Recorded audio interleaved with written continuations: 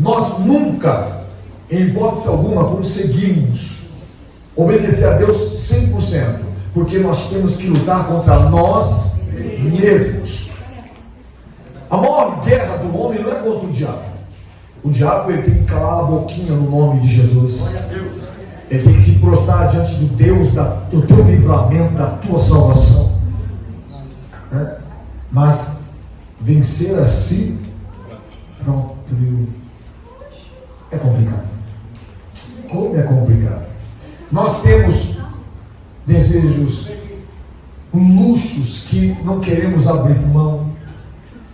Nós temos também algo chamado ignorância. Tem pessoas que pensam que ignorância é não saber escrever. Tem muita gente que é analfabeta e é muito mais educado que muitos doutores por aí afora. Ignorância é a falta de conhecimento. Ser ignorante é ser cego na questão que está sendo discutida. E tem muitas pessoas que são cegos espirituais. Na música tem um termo que chama-se surdo musical. O que é o surdo musical? É aquela pessoa que não tem ritmo, ela não assimila o tom. Você está em dó maior, está cantando em mi maior. Quem conhece um surdo aí? Tá? Um surdo musical não é um erro, não é pecado, não é maldade, não. É que ele é surdo musical. Você está assim, ó. Visitante, seja bem-vindo. Está aqui, ó. Pelo menos mosca nenhuma fica viva, porque ele acaba acertando. Que a mosca foge do ritmo, você está sem o ritmo, você mata ela, né? Isso é comum, tá? Diga, ninguém é perfeito. Ninguém é perfeito. Diga de novo. Ninguém é perfeito. Mais uma vez. Ninguém é perfeito. Eu lembro de um presbítero, e ele era surdo musical, mas ele era esforçado. E ele arrumou umas aulas de canto com um professor surdo musical, que tinha aprendido a vencer aquele mal. Então, como ele tinha essa dificuldade de assimilar o som, então ele aprendeu de forma diferente. Por exemplo, nós abrimos este culto, né? Ele cantava assim: nós abrimos esta conta. Mas estava certo. Era um surdo musical vencendo sua surdez musical. E a pessoa falava assim: nossa, como canta feio. Eu achava que ele cantava ótimo. E só eu que falava: está cantando bem, está ficando bom. E ele ficava todo feliz. Os outros falavam assim: ai meu Deus do céu, será que o presbítero Antônio vai cantar hoje? Né? Porém, ele preferiu ouvir o incentivo do que ouvir a crítica. E ele melhorou demais cantando. Quando ele menos esperou, ele já conseguia o tom que os músicos davam. Porque o músico sofre bastante. Eu sou muito bom de ouvido, eu não sou músico, mas eu sou bom de ouvido. Então, você dá um tom para a pessoa cantar lá entre outro, lá vai você correndo atrás do tom, né? Vamos lá, vamos ver se a gente acha. Né? Mas tem gente que é tão surdo musical que o músico nunca vai encontrar. O músico vai desistir de tocar, porque senão vai ficar mais feio ainda. O que tem a ver isso com a Bíblia? A mesma coisa. Tem pessoas que são muito ignorantes concernente à fé, concernente à palavra de Deus. Eles não deixam os seus costumes. E ele tem uma mania, né? Aquela mania que Deus, diga, Deus é bom. Deus é bom. Quem não sabe que Deus é bom? Tá? Mas você não se esqueça que esse Deus bom pôs fim, na época de Noé, em toda aquela população através do dilúvio. Deus é bom? Mas não se esqueça que ele botou um filho em Sodoma aí. Você vê Sodoma e Gomorra num lugarzinho pequenininho? Era o São Paulo da época. Tá? Não se esqueça que esse Deus bom enviou o único filho dele para sofrer no teu e no meu lugar. Obrigado, Senhor Jesus. Deu para entender? Amém, Senhor. Diga, por ser bom não significa não ser justo. Por ser bom não significa não ser justo. Quando nós damos uma de bonzinho, porque nós não somos bonzinhos, gente. Nós podemos ter equilíbrio, ter domínio próprio, mas bonzinho não somos. Tá? Porque se nós vemos uma coisa errada e nós apoiamos quem errou, estamos sendo maus com ele. E se estamos vendo uma coisa errada e nós somos duros demais, estamos sendo justos. Mas, diga, não é bondade. Jesus deixou claro, quem é bom? Seu o quê? Deus. Meu Deus. Deus. Deus. Quem que é bom? Deus. Deus é aqui ouvindo o que ele precisa falar com você. Não é o que você precisa ouvir. A gente só precisa ouvir o quê? Elogios. Né? Nós temos o costume de viver debaixo de mentira. Né? Eu brinco muito, as meninas são muito bacanas, mas são falsas. Mulher é um bichinho terrível. Não estou sendo machista não, gente. Vamos ver se você se identifica. A menina chega perto de você, você não gosta dela. Você fala, nossa, você está linda. E por trás falando com a outra, nossa, parecendo uma bruxa. É assim ou não é? Por isso que nós não somos bons. Nós somos tão bons que a primeira coisa que a gente vê é o que está errado. Nunca o que está certo, o que está bom. Lembra daquela analogia feita de um cachorro morto? Que vinha o pai e o filho. Lá vem o pai e o filho num caminho, num atalho. E de repente se depara com um cachorro morto. O que acontece quando tem um cachorro morto no caminho? Hã? E o pai era meio nojentinho assim, né? Meio xarope, aquele cara que passa o dedo assim para ver se tem poeira na estante quando ele chega do trabalho. Quando ele viu o cachorro, ele, nossa! E vamos mudar rápido, o menino puxando ele. Puxando ele e olhando para trás. Olhando para trás. Enquanto o menino era puxado, ele falava, nossa pai, esse cachorro era tão grande, olha o tamanho da pata dele. O pai, tá bom, bora. Né? Pai, ele era branco e tinha umas malhas marrom claro. Pai, como assim, gente? O cachorro está morto aí, fedendo, cheio de verme. Vem, filho, vamos embora, está fedendo demais. Pai, esse cachorro devia ser muito bonito. Olha o tamanho da boca dele, os dentes dele como são clarinhos. Aí o pai parou, tampou o nariz. Você está vendo, meu filho? Eu estou vendo um bicho morto, horroroso, sendo devorado por vermes, e já foi comido bastante por urubus. Aí ele falou assim, poxa vida, meu filho está vendo qualidades numa situação caótica dessa. Por isso que o Senhor diz, deixai vir a mim as crianças, que a criança vê primeiro a sua qualidade. Às vezes você não quer que a tua criança converse com alguém, brinque com alguém, e a criança insiste, é porque ela não enxerga do jeito que você está enxergando. Tá? E aquele homem aprendeu que aquele menino, numa situação tão terrível quanto aquela, conseguiu tirar proveito em ter bondade para fazer uma análise daquele animal que havia morrido. E nós temos essa dificuldade, porque temos muitos defeitos. Quem tem defeito aí diz amém. Amém. Graças a Deus, porque aqui não tinha ninguém com defeito aqui. Que era o único. Se tem defeito? Amém. Quem tem mais de um defeito, fala amém. Amém. Mais de 10? Amém. Ou defeitos? Diga, os defeitos são tantos. Defeitos são tantos. São incontáveis. Primeiro, quem tem defeito não acha que é defeito que tem. Esse é o nosso maior problema. Tá? Você pega uma pessoa que está afastada, muito afastada de Deus, e fala que ela precisa voltar. Ela não acha que está afastada de Deus. Ela tem a resposta toda a língua, eu estou melhor que muito crente da tua igreja. A diferença é que o crente está na igreja, atribulado ou não, Deus ainda está falando com ele. Um dia a palavra acerta e há chance de arrependimento. A pessoa afastada de Deus, nas noitadas, nos barzinhos, nas baladas, nos motéis da vida, ainda acha que está melhor que o atribuladinho que está na igreja. Eu prefiro o atribuladinho que está na igreja, porque ainda Deus pode falar com ele. Quando Deus traz a gente para ouvir a palavra de Deus, é extraordinário. Eu costumo falar, eu sou nostálgico mesmo. Houve uma época que o evangelho, entrar na igreja era um privilégio, porque Deus sempre estava pronto para falar com a pessoa. Hoje em dia a pessoa não consegue mais ouvir a voz de Deus, porque é um surdo espiritual. Então ele não ouve a voz de Deus. Ele só ouve a voz de Deus quando vem promessa.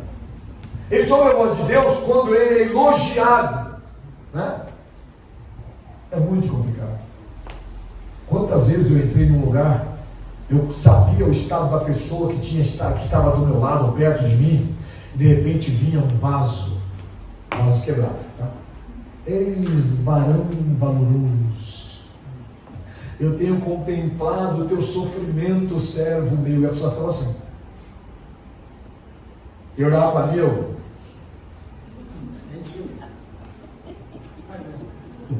te convidei para vir ouvir a voz de Deus, mas isso aí está complicado.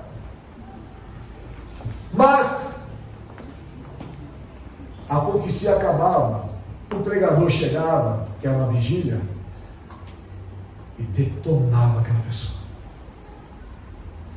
E ele, ao invés de ficar na onda do profeta que estava mentindo, ele se arrependia e ia até a frente, se jogava de joelhos, ou era renovado com o Espírito Santo, ou era batizado com o Espírito Santo, ou era tomado por uma alegria que ninguém consegue nos dar aqui na face da terra, e havia uma conversão em andamento.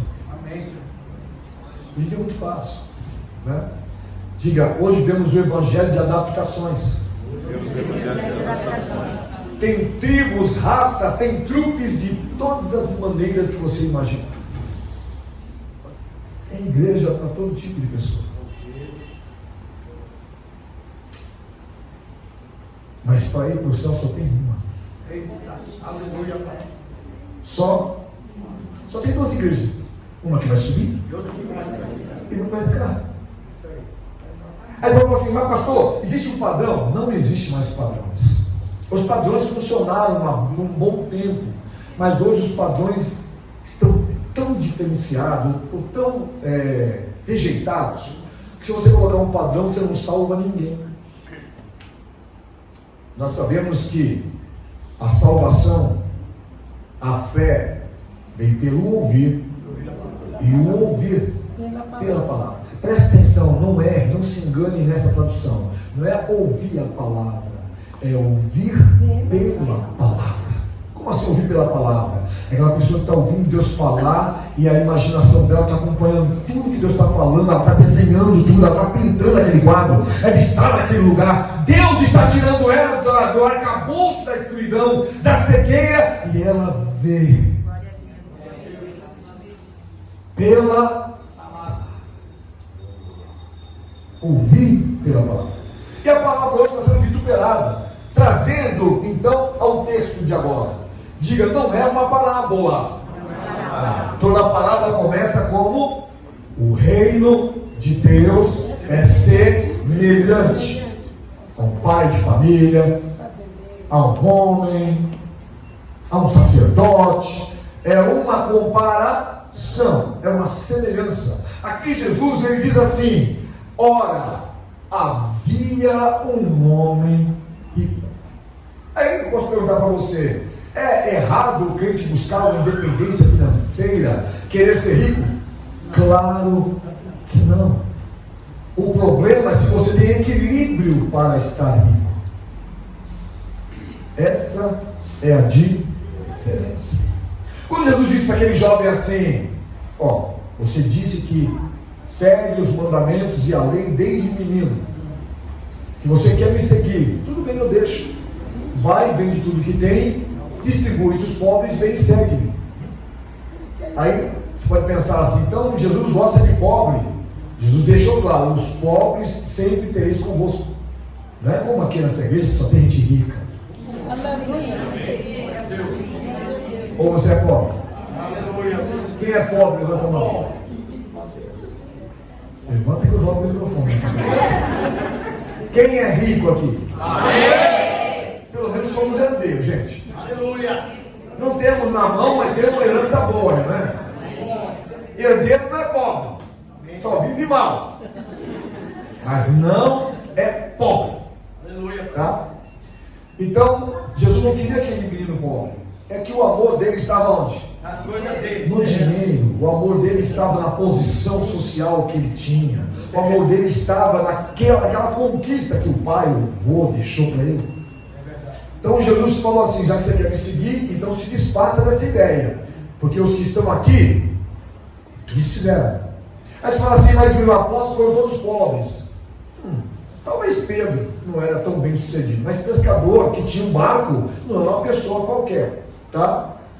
Mas Mateus era publicano. Diga, publicano. Publicano era pobre? Não. Claro que não. Publicano recebia impostos. E os romanos eram muito inteligentes.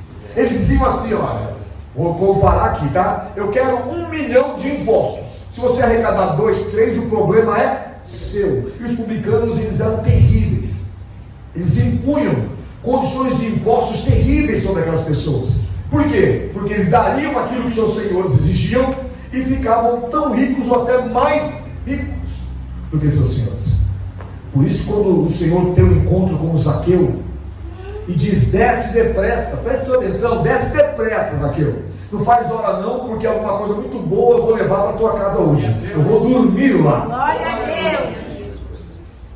E quando Zaqueu escuta o que Jesus falava sobre o reino, que o tempo todo ele falava sobre o reino, Zaqueu percebe que tinha que mudar e diz: Senhor, vou vender metade dos meus bens e vou doar para os pobres.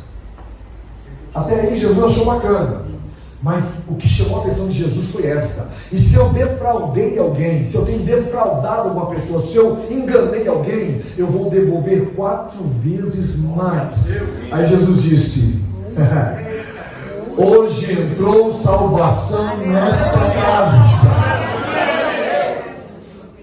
Aqui está um verdadeiro filho de Abraão. Vamos voltar ao rico e Lázaro. Nós sabemos que as pessoas mais abastadas têm uma vida, diga, melhor. Tem melhores casas, melhores carros, melhores móveis, melhores utensílios domésticos. Tem mais liberdade para viajar, para passear, para ter o seu lazer mais preparado. Embora tenha uma certa categoria de rico que trabalha mais que a gente. Que se ele dormir, ele perde muito dinheiro. Então ele não para em hipótese alguma. O pessoal fala do Silvio Santos. O Silvio Santos nunca acordou menos de 4h30 da manhã. Ele acorda todo dia 4h30, agora está aposentado.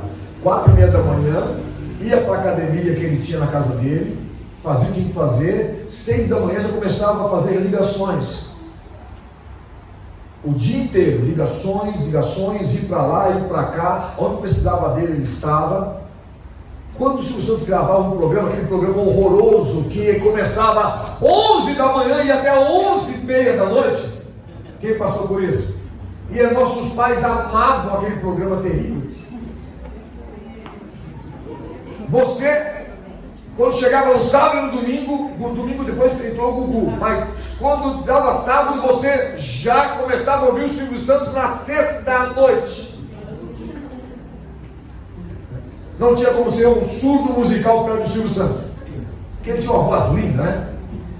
Amanhã eu quero, né? Tá mal, tá louco, né? Porém, trazendo para este momento, diga, esse homem tinha uma vida abastada. O Senhor não diz assim apenas uma vida rica, mas uma vida, diga, regalada. Ou seja, ele abusava de tudo que tinha e não tinha compaixão.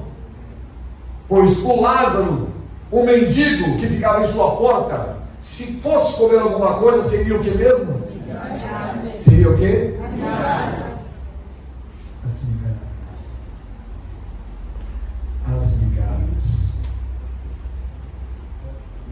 Eu não sei se você já teve a infelicidade de andar no centro de São Paulo, mas houve uma época no centro de São Paulo que tinha muitos mendigos, moradores de rua, né? De rua.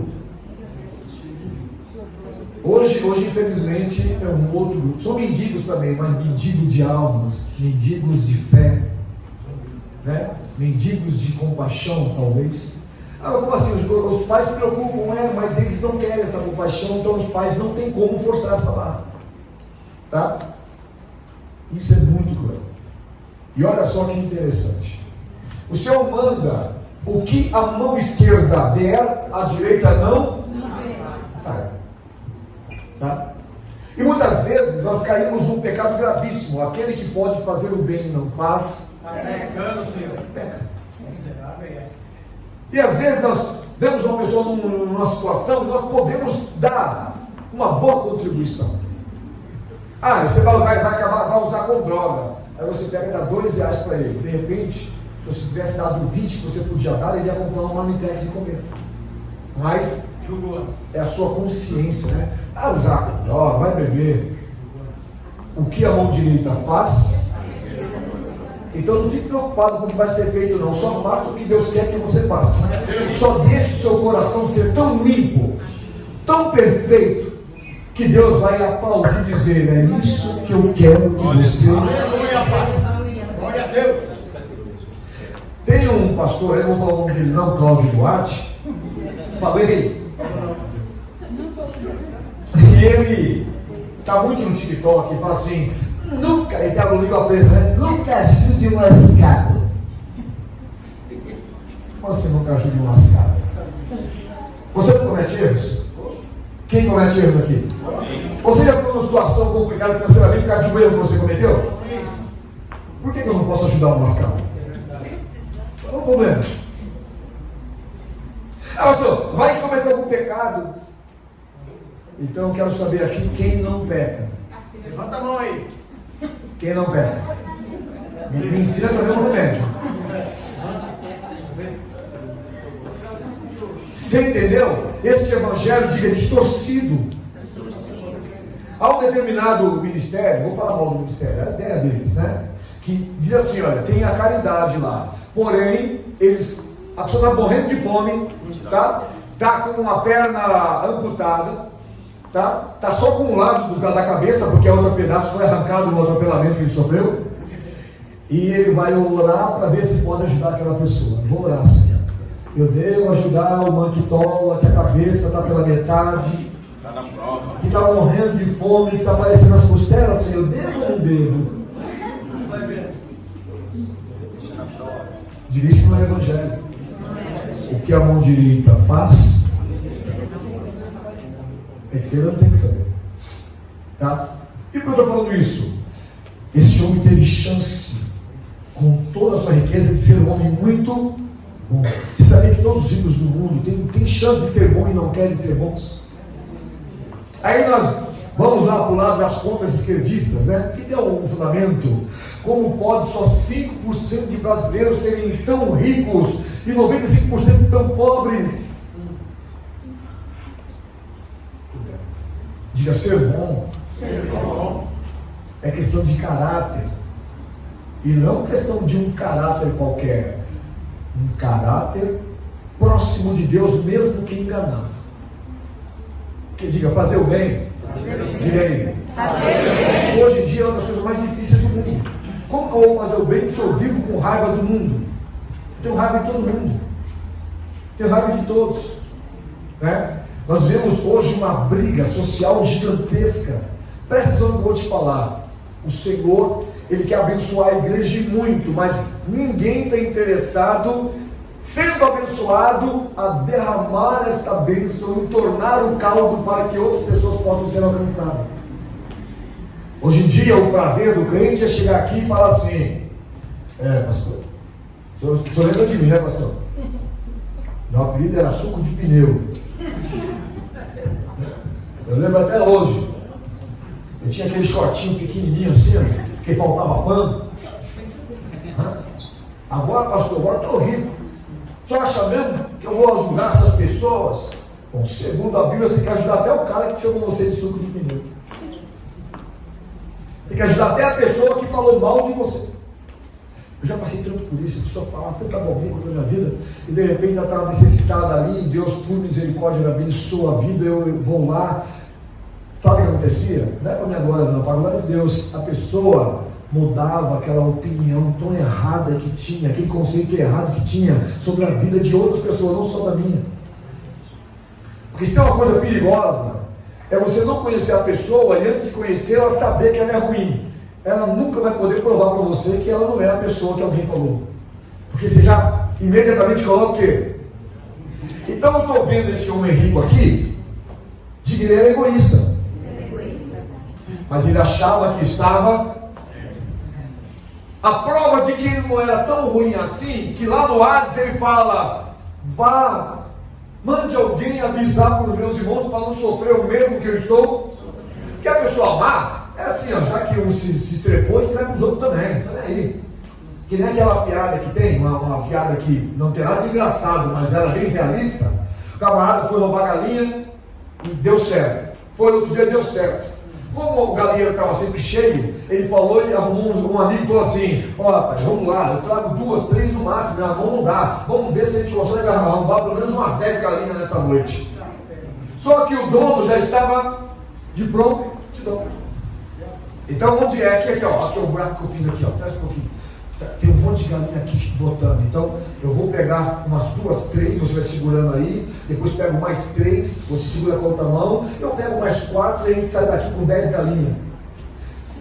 Quando ele enfia a mão e pega a primeira galinha, diga, tudo bem. O cara ficou animado, pegou a galinha, vamos, a canja vai ser boa essa semana, né? Quando ele enfia a segunda vez a mão, o camarada desce o facão descendo a mão dele. Ele pensou assim: me estrepei, mas não vou me estrepar sozinho não. Falou assim: ó, se tem um braço mais comprido, envia aí, pega na direita aqui que está muito distante. O cara enfia a mão e pum! Rapaz, cortaram minha mão, a minha também. Você acha que vai sofrer sozinho? Hoje as pessoas são assim. Caí, machuquei o pé, quero que todo mundo manque. Essas pessoas de hoje. Tem crente que é assim. Pastor, eu tenho 42 anos de crente, pastor. Passei muito na vida. Você acha que eu vou dar mole desses crentinhos aí, pé de chinelo de hoje? Se os crentinhos hoje estão pé de chinelo, é porque aqueles que estavam lá atrás não fizeram a lição de casa certa. Se tivesse feito a lição de casa certa, a igreja do Brasil seria um monstro a engolir o inferno e destruir. Moral da história, diga, ser egoísta não vale a pena.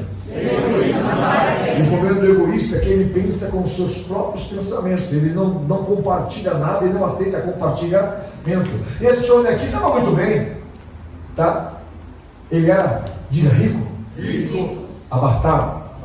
Segundo a Bíblia, vou ler aqui para você entender. Ele viveu todos os seus dias regalada e esplendidamente, ou seja, além de uma vida bem abastada, uma vida esplêndida, uma vida notória. Todo mundo sabia, mas ele não dividia nada com ninguém. Presta atenção no que eu vou te dizer. Está lembrado de uma parábola que diz que um homem tem um sucesso incrível nas suas plantações e diz assim: eu arrebentei a boca do balão, vou destruir os celeiros pequenos, construir celeiros enormes, vou encher os meus celeiros e vou dizer para a minha alma: se divirta, folga, descansa, porque temos provimento ou provisão para muitos dias. E uma voz, naquela mesma noite, a dica para ele: você lembra o que ele fala? Hoje mesmo, louco, hoje te pedirão a tua alma. Para quem tem se preparado? Este homem viveu uma vida regalada, e Jesus foi taxativo em dizer que aonde estiver o vosso coração, ali também estará o vosso tesouro. Pergunta simples: aonde está o seu tesouro nesta noite? Onde o seu coração está pairando? Aonde o seu coração está planeando? Aonde o seu coração está enxergando? Aonde está o tesouro que você tanto acha importante para a sua vida?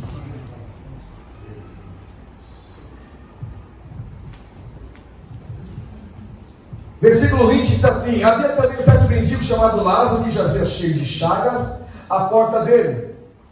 Agora o mais triste: e o mendigo desejava, ele não queria a vida daquele homem rico, ele não queria a comida daquele homem rico, ele queria apenas se alimentar das sobras. Me dá sobras, tá bom de... porque ele não tinha nada a ganhar e nem a perder. Primeiro, além de mendigo, ele era chagado, ele tinha muitas feridas.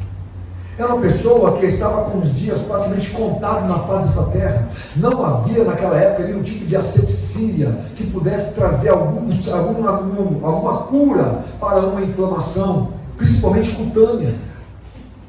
Não havia hospitais, Não havia a tecnologia de hoje. Aquele homem estava fadado a morrer mais cedo ou mais tarde. Então, para ele bastava se alimentar das... Mas ele tinha um conforto. Sabe que dava um conforto para ele? Os cães que lambiam suas feridas. Olha que coisa absurda.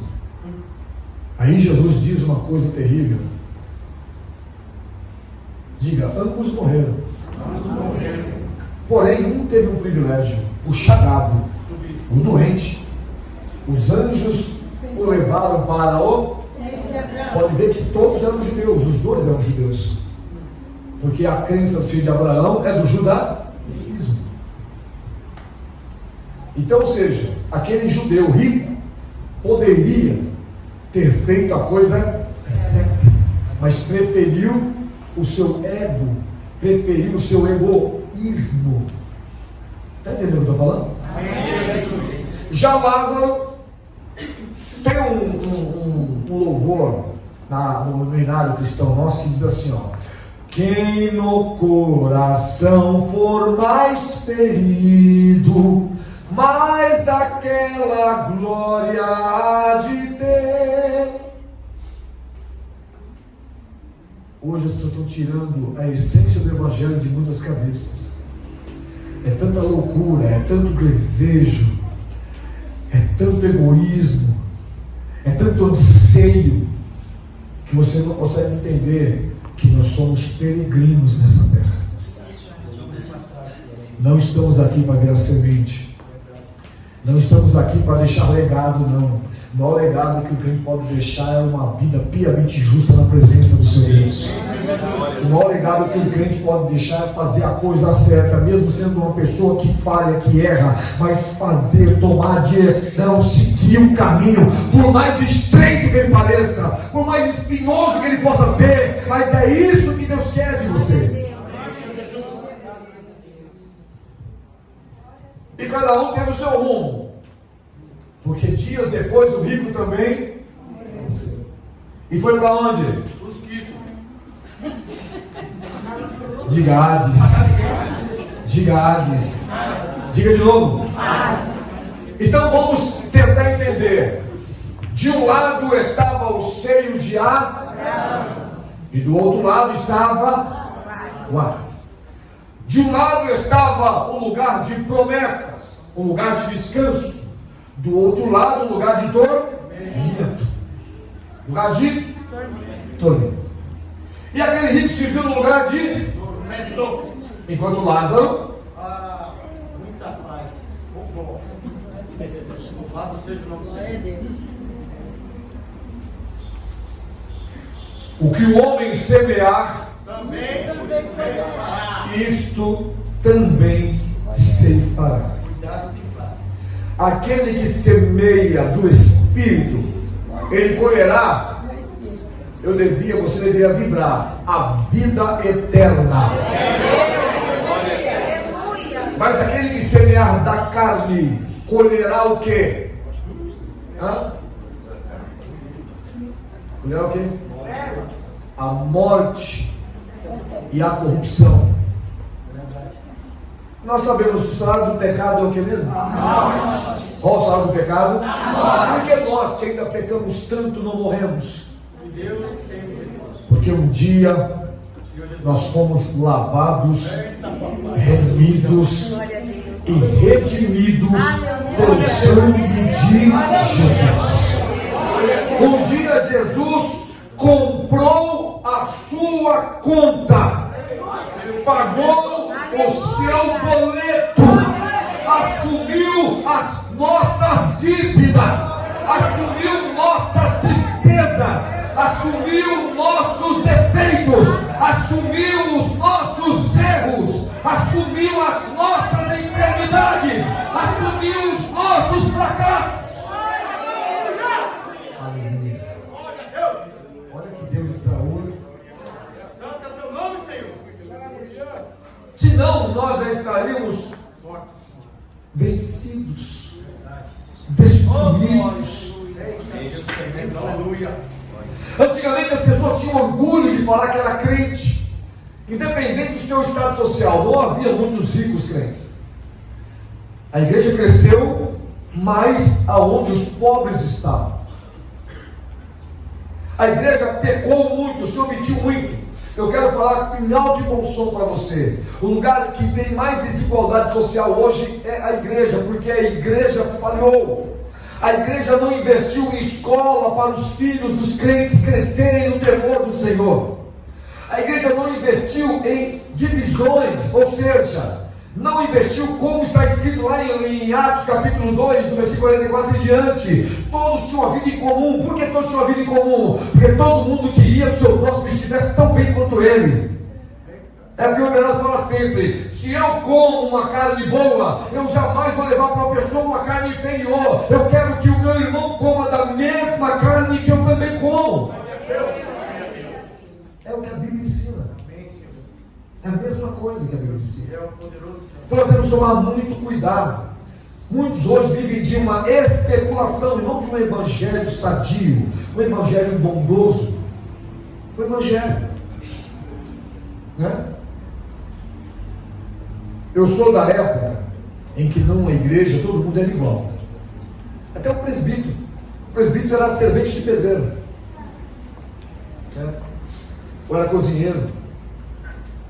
Sou de uma época que um servente de pedreiro, um pedreiro aliás, chamado Manuel de Melo, ele abria a boca e o paralítico andava, cego enxergava. Ele foi sabotado por uma igreja tradicional que tacou fogo na tenda, matando pessoas, e 5.000 pessoas debaixo de uma tenda que ele havia recebido, ganhado. Mas ele não desistiu, e ele continuou pregando aquele Jesus que curava, libertava, transformava. E esse Jesus que nós adoramos nesse ano. Esse Jesus que está sabendo o que está passando na sua cabeça, está passando na sua mente. Esse Jesus que sabe como está seu coração. Esse Jesus que tem contemplado os seus erros, os seus acertos, o seu fracasso. Esse Jesus está aqui falando com você que salve-se quem puder. O evangelho não é para te enriquecer, não. Feliz você se fica rico, mas o evangelho é para te livrar do inferno, é para te livrar das trevas, é para te livrar das mãos de Satanás. Esse é o evangelho que eu creio, porque esse é o evangelho que eu aprendi aqui dentro. O evangelho que tinha por base: ide por toda a criatura, ensinando-as e batizando-as em nome do Pai, do Filho e do Espírito Santo. Eu sou do tempo que a igreja era uma só fé, um só Deus e um só batismo. Hoje em dia as pessoas renovam o batismo. Tem pessoas que já batizou 16 vezes no Rio Jordão. Uma coisa eu garanto: não tem sujeira mais no corpo desse. É muito banho. Diga: não é evangelho. Não é evangelho. Eu sempre falei, se um dia eu fosse para Israel, eu nunca quis ir, tive várias oportunidades. Por que não? Porque Israel virou um manto de idolatria. Israel para mim é só um lugar que eu devo orar para que tenha paz. E é um lugar que eu tenho que observar, porque de lá vai vir o maior sinal que o Senhor está voltando. Mas não, vai lá. O camarada entra, senta num túmulo. Quem garante que aquele túmulo foi de Jesus, gente? Quem falou? Quem mandou o e-mail lá de trás e falou que ali era o lugar? E porque ele se emociona. Estou muito emocionado. Senti tanta bênção de Deus. Diga: emoção, mas Deus tem diferença. Emoção, né? Você sente aqueles arrepios, assim, aquela alegria, né? Poder de Deus. Você quer sair desse planeta. Você quer ser, ó. Não é abduzido pelo ET, não. É levado por Deus. Eu sei, eu já tive o privilégio de um arrebatamento de espírito. Não sei se você já teve. O arrebatamento de espírito, primeiro pensa que você bateu a cacholeta. O pulso fica tão ínfimo que todo mundo pensa que você morreu. Tá? E quando você sai do corpo, vontade de voltar não tem. Porque o corpo, olhado da parte espiritual, é muito feio. Você que acha que é lindo, maravilhoso, é porque o Espírito não viu você ainda. Deixa ele ver para você ver. Aí você vai saber o que é ser lídio, né? E no arrebatamento de espírito que eu tive, foi extraordinário. Né? Não vou contar detalhes para adorar. É algo surreal. Antigamente, eu fui batizado com o Espírito Santo. Quando eu fui batizado com o Espírito Santo, eu tinha por volta de 17 anos e meio. Eu fui batizado com o Espírito Santo por volta das 9h15, 9h20, quando acabou um culto de jovens. 10h55, o pessoal estava tentando me colocar para fora da igreja.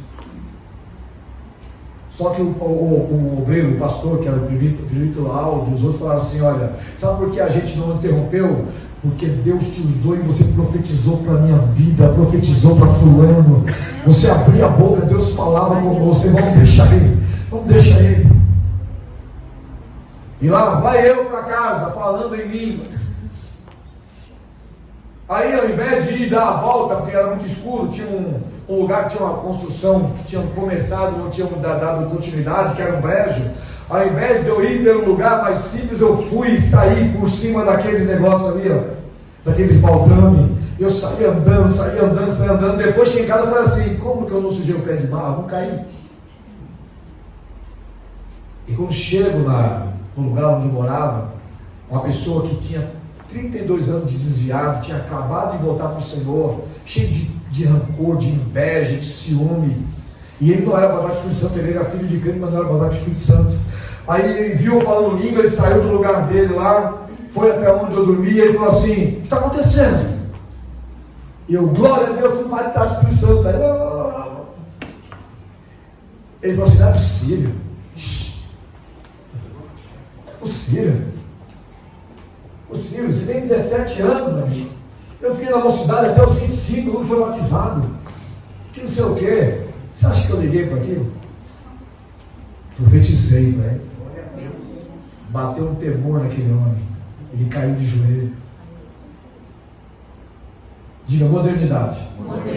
Hoje os crentes se modernizam diferente. O crente moderninho na minha época era aquele crente que tinha uma barriga desse tamanho e só abotoava um botão aqui, ó. E deixava o peito, que tinha cabelo no peito lá de fora. Aí a gente falava assim: ó, vem o rebelde, olha lá. Hoje em dia, se falar o que é rebeldia, Jesus tem misericórdia.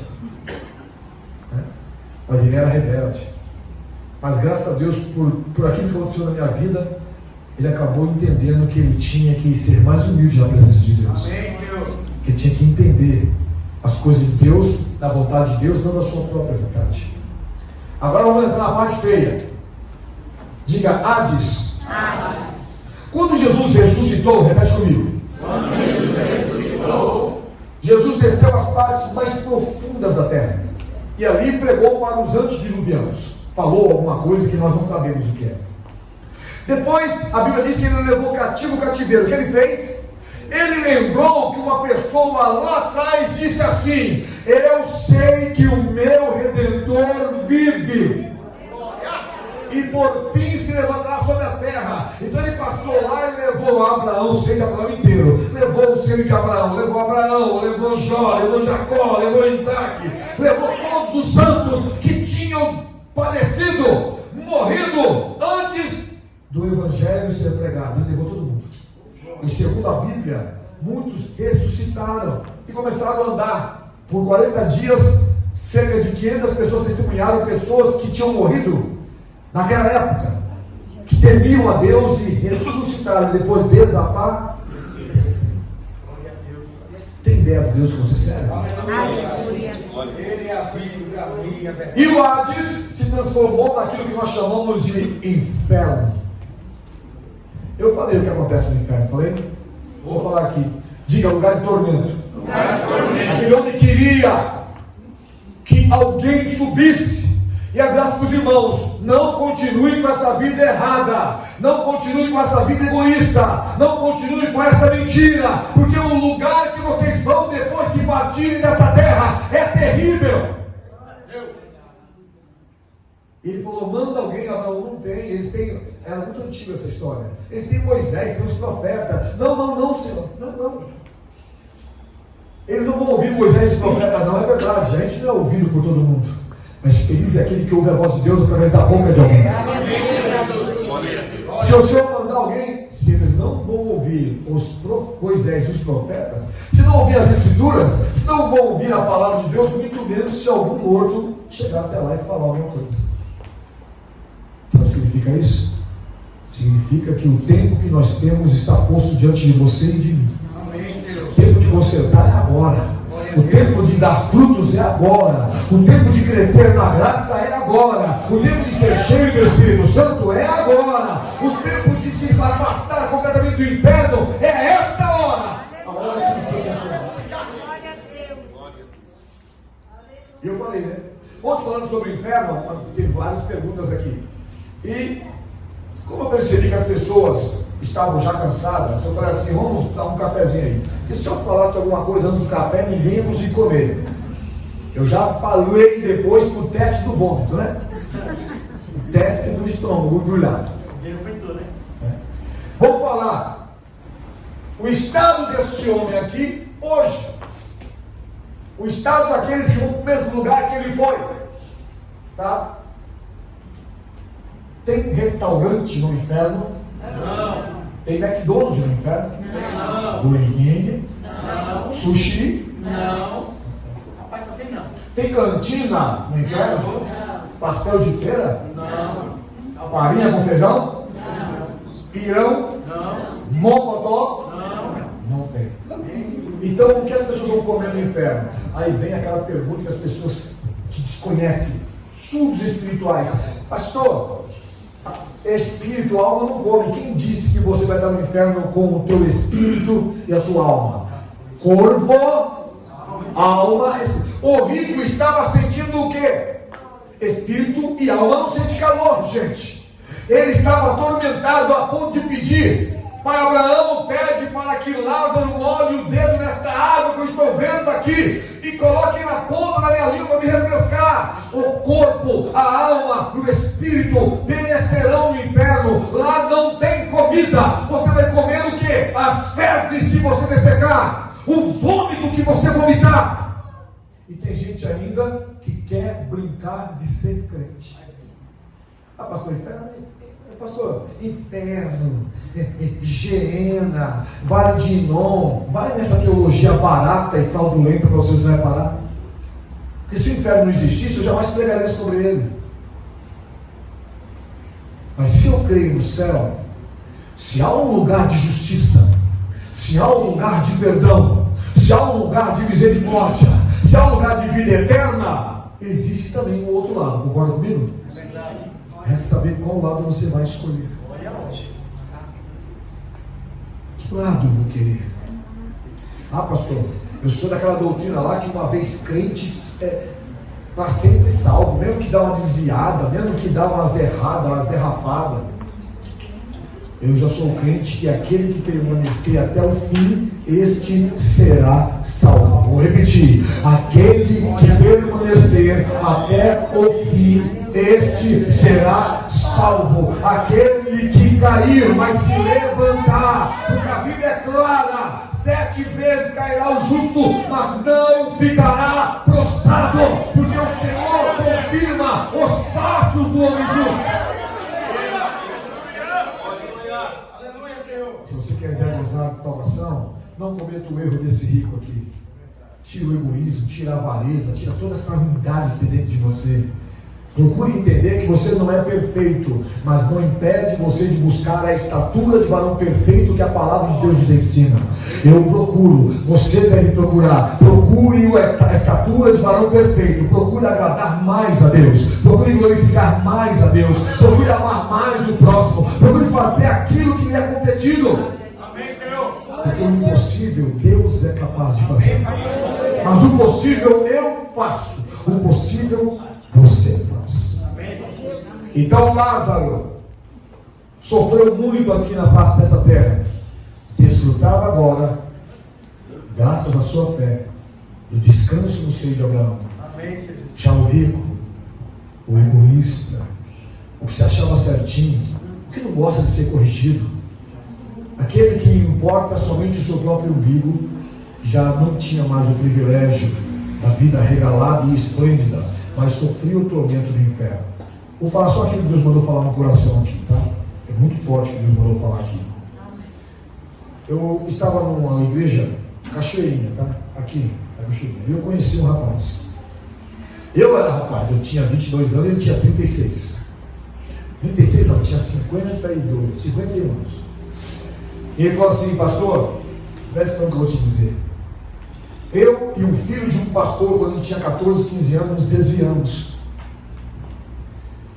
Nós falamos, vamos aproveitar um pouco o mundo aí fora, a vida aí fora.